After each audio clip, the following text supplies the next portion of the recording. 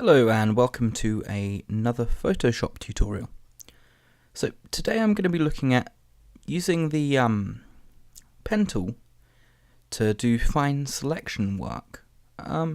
This will also function as a general tutorial for the pen tool. So yeah, I'm going to dive right in here. So I'm going to select my pen tool here, and what I want is I've got this leaf in this region here, and I just want to duplicate a copy to a region here. So what I'm going to do is I'm going to use my magnifying glass tool just to zoom in right up to this, to the point where I can see the pixel grid there.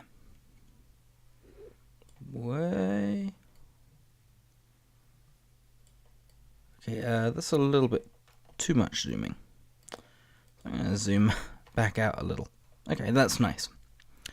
So I'm going to get into the pen tool, and I'm just going to click to add a point on my path, and then I'm going to click to add another one. And I will be able to see the line it's drawing. Now, every time I click, I need to use the Alt key and click on the point I just created. This basically changes the way this curve is working from an anchor point that's saying it's a curved line to it's an angled line, and this just helps us because it allows us to have sharp curves where we want and soft curves where we want too. So I'm just going to carry on clicking here, and I'm just going to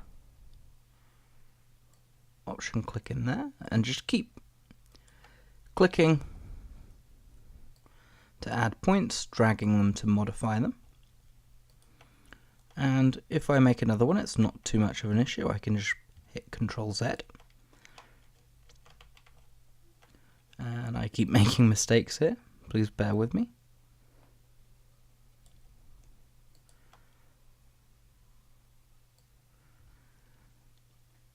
And really you just have to judge by eye how many reference points you need. But that's okay. It works. And you don't actually have to be too exact with this tool. That's the kind of beauty of it.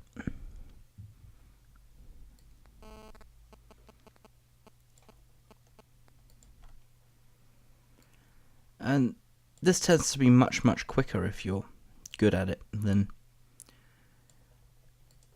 using some of the automated selection tools, or even using something like the polygon lasso. Don't get me wrong, the polygon lasso is great, just for things where you need to work on complex curves. It's not always the nicest tool. So, click.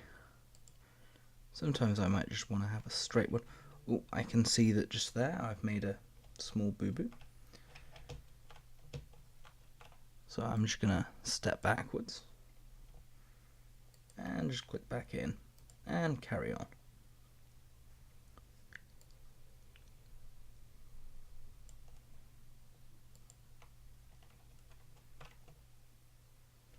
Can be a bit tricky to find the point if you're not so practiced. I haven't been using Photoshop for the last year or so, so I'm just getting it back into it. My hands aren't as practiced maybe as they used to be. So, okay, so I'm just going to close that path off now, and we can see we have a faint, if we zoom in, we have a faint line surrounding our element here. So what I'm going to do is I'm just going to hit Apple and enter, and that's going to automatically change our path to a selection. So if I duplicate this layer here and then just inverse my selection and backspace, you won't be able to see what that's done now, but if I go ahead and deselect this, I can now go ahead and move this layer because I have made an exact copy based on the cutout lines that I did with the pen tool. So I can go ahead and I can just free transform this any way I'd like. So I can just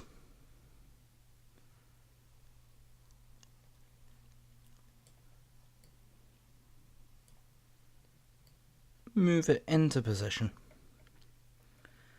and then just to, if I double click there, just to make this look a little bit more natural, I'm going to take, whoa, my rubber tool is way too big for this purpose. So I'm going to bring it right down. That's nice, and I can just rub away. Just until I've met that line there to make that look nice. And then just for this effect, I'm just going to use my burn tool on this leaf here. I'm going to burn some bits of it just to make them slightly darker. And that's just going to make it look like the light's coming from a slightly different angle, so it doesn't look like precisely the same leaf. So if I go ahead and zoom out here, we can see that when we zoom out, that looks quite natural, and you wouldn't necessarily notice right at first glance. The only thing that you would notice is there's quite a harsh colour variation there, and I'm getting a little bit nitpicky here. But I'm just going to go ahead and I'm going to start dodging this. Move my brush size right down. Right down. Even a little bit more.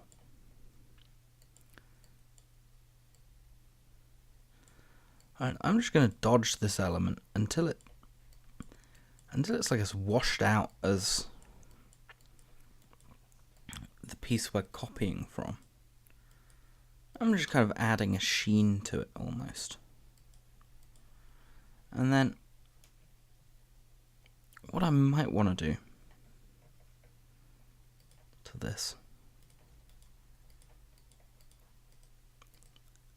I mean, I think that looks pretty good already, and because this was only meant to be a quick tutorial, I'm going to leave it there for today. But I could have just gone ahead and just made that join a little bit nicer there.